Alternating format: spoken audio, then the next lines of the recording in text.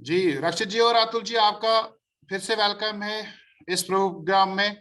तो जो हमने पिछले एक्टिविटी की थी इनकड आउटकम के बारे में, आज हम उसी को थोड़ा सा रिपीट करेंगे इस माध्यम से कि क्या आपने सीखा जब हमने इसको देखा कि हमारे पास इसमें क्या रुकावट आती है, और हमने जब इसमें कौन सा एन कोड था उसको हमने कैसे ई कोड में कन्वर्ट किया, तो इससे हमें क्या सीख मिली है। तो आप मुझे शेयर कीजिए कि जो आपने इसमें अपने लिए हासिल किया वो क्या था।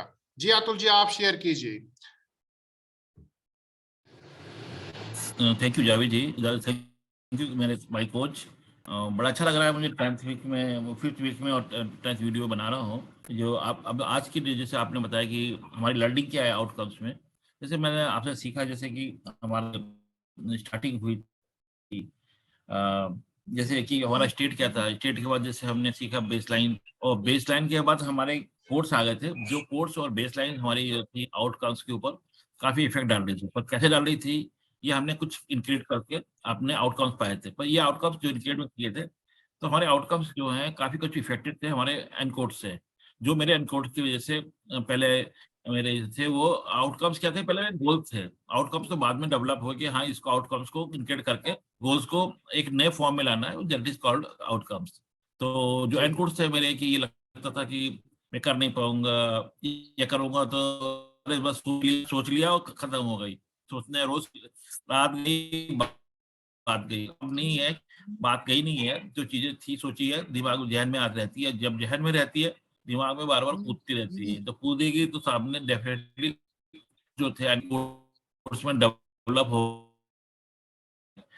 और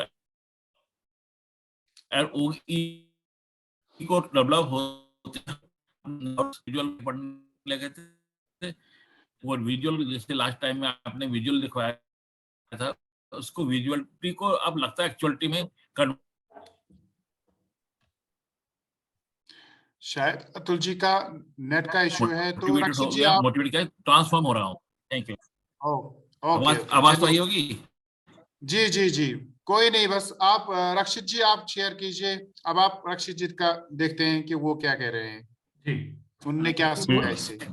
पिछली एक्टिविटी बहुत इंटरेस्टिंग और बहुत एक पावरफुल टूल की तरह मुझे महसूस हुई, क्योंकि कई बार हम अपने इनक्रेड आउटकम को पाने के लिए एडवांस में तैयारी नहीं करते हैं कि क्या परेशानियां हर्डल्स आ सकती हैं। तो पिछली एक्टिविटी में आपने जिस तरह से अच्छे से बताया है कि क्या प्रॉब्लम्स आ सकती हैं, क्या रुकावटें आ सकती हैं जिसके समाधान हमें पहले ही खोज के रखने हैं, और दूसरा क्या इनकोड आ सकते हैं जो हमें एक तरह से लो स्टेट में ले जाएंगे, उसके पहले ही हमें ई कोड्स क्रिएट करके रखने हैं ताकि हम हाई स्टेट में आ सकें। तो दोनों तैयारी जब हम एडवांस में करके रखेंगे तो बहुत संभव है कि हम उस एनक्रेड आउटकम को पाने के लिए सही दिशा में पूरी ऊर्जा के साथ आगे बढ़ेंगे। और यह कुछ ऐसा ही है बिल्कुल जैसा कहा गया है कि कभी भी बांध बांधना है तो बाढ़ आने से पहले बांध को बांध देना चाहिए। बाढ़ आ जाएगी फिर बांध सही। बांधने का कोई मतलब नहीं है। तो ये एडवांस में जो आपने तरीका बताया है बहुत इंटरेस्टिंग और बहुत इंपॉर्टेंट है। तो थैंक यू कोच। जी बढ़िया है आप दोनों का, तो आपने इसको अपने अंदाज में सीखा है।